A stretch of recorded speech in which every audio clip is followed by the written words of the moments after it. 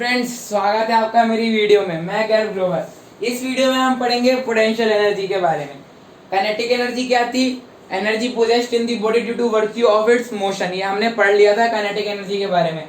इस वीडियो में हम पढ़ेंगे पोटेंशियल एनर्जी के बारे में। साथ साथ बताऊंगा, साथ साथ लिखूंगा, अच्छे से समझ में आता है ऐसे। फिर डेरिवेशन भी पढ़ेंगे इसकी, ठीक है। और अब देखो पोटेंशियल एनर्जी। देखो एक ऑब्जेक्ट है, उसका मास m है। मान लो ये मार्कर है, उसका मास m है और एक ग्राउंड लेवल से सर्टेन हाइट पर है, ऊपर है, स्टिल पड़ा हुआ है। जैसे वाटर स्टोर होता है ना डैम में, उसी तरह से ये भी एक सर्टेन हाइट पर है ग्राउंड लेवल से और m मास का है। तो हम कहते हैं कि इसमें पोटेंशियल एनर्जी है। An object of mass m, तो an object of mass m at a height of h above the ground is said to have potential energy. ठीक है, ऐसे हो गया ये। तो एक ऑब्जेक्ट है, ग्राउंड से सर्टेन हाइट पर है, तो उसमें क्या होगी? Potential energy. मैं लिखता हूं N object of mass m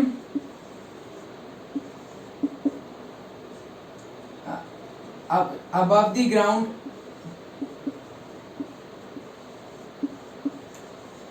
at a height of h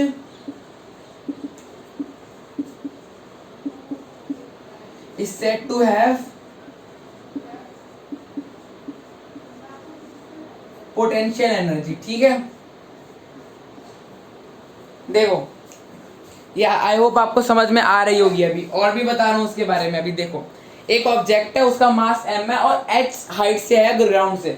मान लो जैसे वाटर स्टोर्ड इन डैम्स होता है, जैसे आपने देखा होगा हाइडल पावर प्लांट्स में क्या रहता है, डैम्स में देखा होगा कि वाटर जो रहता है ना थोड़ा ऊपर को स्टोर होता है, देखो ऐसे में थोड़ा, और ग्राउंड लेवल से कुछ हाइट से उठा हुआ होता है, मतलब उससे ऊपर में होता है ग्राउंड लेवल से, और किसी हाइट पर होता है ग्राउंड लेवल से। और उस वाटर का भी तो देखो दिखती बात है मास होगा, है ना, ऐसा तो नहीं बिना मास के होगा।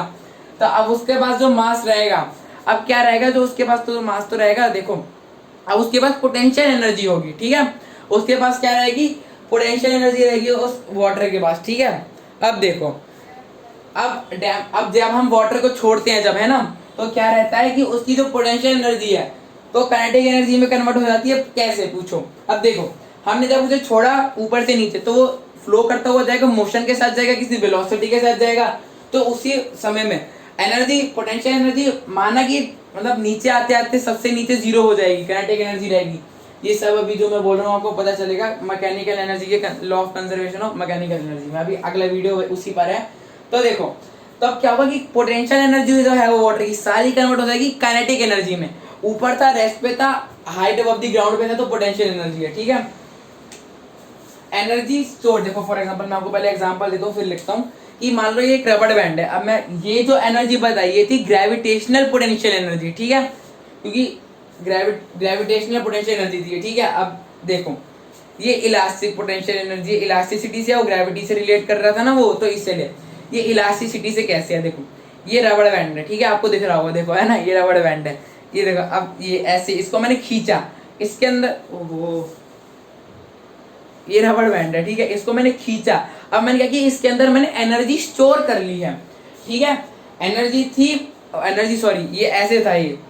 ठीक है, अब इसके अंदर मैंने क्या करी, अब मैंने ना एनर्जी स्टोर कर ली इसको खींच करके। अब मैं अगर अब इसके अंदर एनर्जी है, अब मैं इसको छोड़ूंगा तो इसके अंदर अभी पोटेंशियल एनर्जी है, रेस्ट पर भी है, हाइट अबव द ग्राउंड पर भी है, हाइट अबव द ग्राउंड पर नहीं भी है, और भी लो। ठीक है, इलास्टिक पोटेंशियल एनर्जी है इसमें। ठीक है, अगर हम किसी ऑब्जेक्ट को खींचेंगे, ठीक है, इलास्टिसिटी के द्वारा उसकी या उसकी शेप या उसकी ओरिएंटेशन या कॉन्फ़िगरेशन के वजह से जो उसके अंदर वो जो रहती है एनर्जी, उसको हम कहते हैं इलास्टिक पोटेंशियल एनर्जी। ठीक है, अब देखो अब कैसे होएगा, अब देखना ध्यान से। मैंने इसको खींचा, इसके अंदर मैंने पोटेंशियल एनर्जी स्टोर कर दी। अब जब छोड़ूंगा ना, ध्यान से देखना, मैं छोड़ रहा हूँ इसको, है ना, ये छोड़ा। अब क्या किया, जो इसकी पोटेंशियल एनर्जी है सारी, ये किस में कन्वर्ट हो गई? ये काइनेटिक एनर्जी में कन्वर्ट हो गई। ठीक है, मान लो अब मैं आपको ढंग से समझाता हूँ। ये छोड़ा, अब काइनेटिक एनर्जी कन्वर्ट हो गई। ठीक है, देखो फिर energy possessed in an object, energy in an object due to its shape, its shape जो है ना वो भी पोटेंशियल एनर्जी कराती है। पोटेंशियल एनर्जी का जो फॉर्मूला होता है ना वो होता है mgh। ठीक है, mgh होता है mass into acceleration into gravity into height, with proof बताऊंगा, अभी बताऊंगा। ठीक है, अब देखना मेरी बात सुनना बड़ी आराम से, बहुत इंपॉर्टेंट बात है ये। अब देखो क्या कह रहा हूँ मैं, देखना ध्यान से सुनना कि ग्राउंड लेवल पर इस फॉर्मूला से रिलेट करना जो मैंने बताया, जब भी पहले ये बताया, ग्राउंड लेवल पर, ग्राउंड लेवल को हम बेस लेवल मानते हैं, ठीक है, ग्राउंड लेवल जीरो लेवल है ग्राउंड, ठीक है, हम हाइट भी देखते हैं वो भी ग्राउंड लेवल के रिस्पेक्ट में देखते हैं। तो जब एक ऑब्जेक्ट स्टिल पड़ा है, ग्राउंड पे पड़ा हुआ है, तो क्या उसके पास पोटेंशियल एनर्जी रहेगी? देखो स्टिल पड़ा है, ठीक, स्टिल क्या पड़ा है, चलो छोड़ो, अब स्टिल भी छोड़ो आप, ठीक है, मूव कर रहे हो और बोलो, तो उसके पास क्या पोटेंशियल एनर्जी रहेगी? नहीं ना, क्योंकि उसकी हाइट तो कुछ है ही नहीं ग्राउंड लेवल से, ग्राउंड लेवल पे तो बस वो रखा हुआ है ना, अभी चलाए भी सही तो भी नहीं रहेगी, हाइट चलाए ग्राउंड लेवल पे चलाए, ऊपर को नहीं चलाए, ऐसे ऐसे में चलाए, ठीक है, उड़ाना नहीं है ऑब्जेक्ट को बिल्कुल भी, ठीक है।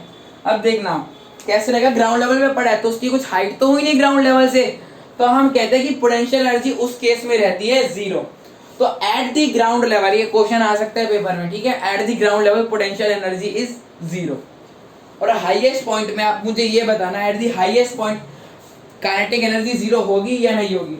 आप इसको उससे रिलेट करना जो हमने ग्रेविटेशन वाला चैप्टर पढ़ा था ना, पढ़ाया था जो मैंने फ्री फॉल वाले कंसेप्ट में, कि अगर एक ऑब्जेक्ट को हम वर्टिकली प्रोजेक्ट करें ऊपर, यहाँ पे अगर उसकी v जो होती है ना वो जीरो हो जाती है एट मैक्सिमम हाइट, तो जब उसकी मैक्सिमम हाइट होगी ना, मैक्सिमम हाइट ऐसे रिप्रेजेंट कर देते हैं, तो v जीरो होगी, तो हाफ mv स्क्वायर होता है काइनेटिक एनर्जी का फॉर्मूला, तो अल्टीमेटली v जीरो है, तो पूरी काइनेटिक एनर्जी जो हो जाएगी, ओहो, तो काइनेटिक एनर्जी जो हो जाएगी वो हो जाएगी जीरो एट हाईएस्ट पॉइंट, ठीक है, एट द मैक्सिमम हाइट, ठीक है। आई होप यहाँ तक अभी आपको समझ में आया होगा। एक बार दोबारा बता देता हूँ कि अगर ग्रेविटेशनल पोटेंशियल एनर्जी क्या होती है, an object of mass m of the ground at a height of h is said to have gravitational potential energy. तो किसी ग्राउंड से कुछ ऊंचे लेवल पे तो ग्रेविटेशनल पोटेंशियल एनर्जी है उसके पास, ठीक है। इलास्टिसिटी से मैंने आपको रबड़ बैंड के एग्जांपल से बड़े अच्छी तरीके से समझाया। अब मैं आपको बताता हूँ उसका डेरिवेशन कैसे करेंगे हम, ठीक है, इसका भी डेरिवेशन बताता हूँ मैं आपको। अब देखना आराम से देखना, बहुत इंपॉर्टेंट है डेरिवेशन। काइनेटिक एनर्जी का पढ़ा था ना हमने, अब हम पढ़ेंगे इसका। ये देखना,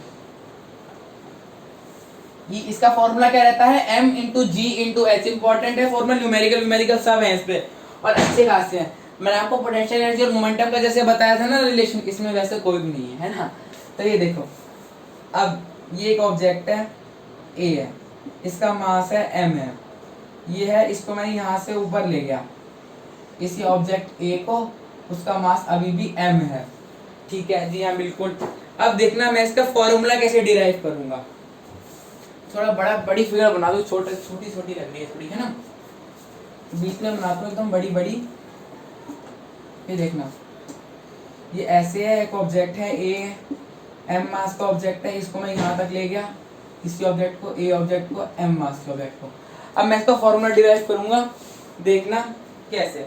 अब देखो क्या रहेगा, हमें इसको उठाने के लिए ग्राउंड लेवल से कितना फोर्स चाहिए रहेगा, इसको ग्राउंड लेवल से उठाने के लिए कितना फोर्स चाहिए रहेगा। अच्छा, ये मैंने आपको बताया भी था उसमें, MGS पे न्यूमेरिकल भी कराया था मैंने आपको, ठीक है, जब हम वर्क डन कर रहे थे ना, तब आप पोटेंशियल एनर्जी तब आपको पता नहीं था, तो मैंने आराम से बताया था। अब देखो, अब बताता हूँ मैं कैसे, मैंने तब कंसेप्चुअली एकदम बताया था, भाई कंसेप्ट यहाँ भी यूज होना है। मैंने उस वाले न्यूमेरिकल से कराया था, जो दो न्यूमेरिकल दिए थे कि हम कितना फोर्स लगा रहे हैं, पोर्टर वाला जो लगेज लिफ्ट कर रहा था, और जब ग्रेविटी कितना फोर्स लगा रही है, दो वो वाले न्यूमेरिकल सब मैंने कराए थे, उसमें भी पोटेंशियल एनर्जी का बहुत बड़ा रोल था।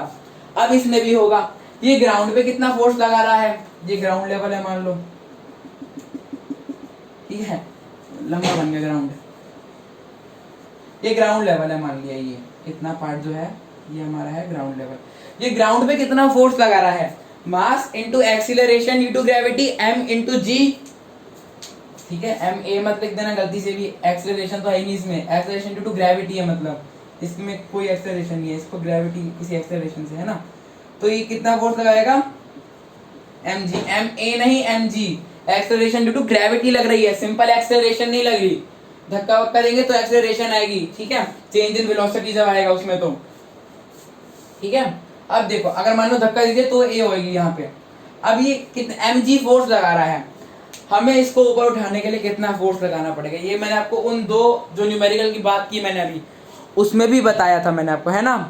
तो अब ध्यान से सुनना, हमने ये इंपॉर्टेंट बात है, ये बहुत इंपॉर्टेंट बात है, हमने इसको यहाँ तक डिस्प्लेस करा है, यहाँ तक, ठीक है, इतना हमने इसको डिस्प्लेस कर दिया, अच्छी तरीके से डिस्प्लेस करेंगे, यहां से यहां तक हमने इसको डिस्प्लेस कर दिया। अब हम क्या देखेंगे कि mg तो हमें उसको ऊपर उठाने के लिए उतना ही फोर्स लगाना पड़ेगा जितना फोर्स वो नीचे ग्राउंड पे एक्सर्ट कर रहा है, ठीक है। हमें इसको ऊपर उठाने की और कितना फोर्स लगाना पड़ेगा, mg, जितना ग्राउंड पे उतना ही ऊपर। अगर मैंने एक ज्यादा लगा दिया तो वो नहीं उठेगा, तो उठेगा तो सही, मतलब उठेगा कैसे नहीं, ज्यादा फोर्स लगा दिया तो उठेगा। लेकिन मैं कोई फॉर एग्जाम्पल ये टेबल है, ये मैं मार्कर उठाता हूँ, मैं मार्कर उतने ही फोर्स से उठाता हूँ जितना फोर्स मार्कर नीचे लगा रहा है। अगर मैंने ज्यादा फोर्स लगा दिया, ये मार्कर ऊपर हवा में उछल गया, ये लग गया ज्यादा फोर्स मेरे से, तो मार्कर उछल गया, मैं मार्कर को उतनी ही फोर्स से उठाता हूँ जितना फोर्स मार्कर नीचे लगा रहा होता है। तो मैं फोर्स कितना लगा रहा हूँ, यहाँ वर्क डन क्या होगा, F इंटू एस। मैं यहाँ पे फोर्स कितना लगा रहा हूँ, mg ऊपर की ओर, है ना। अब s, यहाँ पे s क्या है, s को हम हाइट लिख देंगे, हाइट ही तो यहाँ से हाइट ही तो रहती है, आपको पता ही है ये बात। तो वर्क डन क्या आ गया, mgh। अब मैं इससे पोटेंशियल एनर्जी कैसे लिखूंगा, वर्क डन को, work done is equal to potential energy. इसी वर्क डन के कारण, ध्यान से सुनना बहुत इंपॉर्टेंट है, ठीक है, इसी वर्क डन की वजह से, इसी वर्क डन के कारण जो बॉडी है ना उसमें पोटेंशियल एनर्जी आई है, इसी वर्क डन के कारण ही तो बॉडी में पोटेंशियल एनर्जी आई है। तो मैं work done is equal to potential energy लिख दूं, चलो ऐसे देते हैं। तो यहाँ पे पोटेंशियल एनर्जी मेरी क्या आ गई, mgh, ठीक है। आई होप आपको ये बात अच्छी तरीके से समझ में आ गई होगी। पोटेंशियल एनर्जी होती क्या है, हाइट अबव द ग्राउंड पे अगर एक बॉडी रखी है तो फिर उसके पास पोटेंशियल एनर्जी पोजेस करेगी। इलास्टिक पोटेंशियल एनर्जी बताया कि ड्यू टू इट्स शेप और ओरिएंटेशन और कॉन्फ़िगरेशन, ठीक है। अब मैं आपको एक बात बताता हूँ, अब हम अगली वीडियो में क्या पढ़ेंगे, देखो अगली वीडियो में हम पढ़ेंगे law of conservation of total mechanical energy, free fall में भी पढ़ेंगे और अब बॉडी प्रोजेक्टेड वर्टिकली अपवर्ड्स में भी पढ़ेंगे, दोनों टाइप में। क्योंकि ना कह रहे थे कि बहुत सारे लोग सिर्फ फ्री फॉल का बताते हैं और अपवर्ड वाले में ना थोड़ा हमें कैलकुलेशन ज्यादा रहती है तो वो नहीं हो पाता बहुतों से। तो मैं अपवर्ड वाला भी बताऊंगा, अगर एक बॉडी अपवर्ड थ्रो करी है और एक बॉडी ऊपर से छोड़ी गई है, दोनों केस में बताऊंगा मैं, ठीक है। आई होप आपको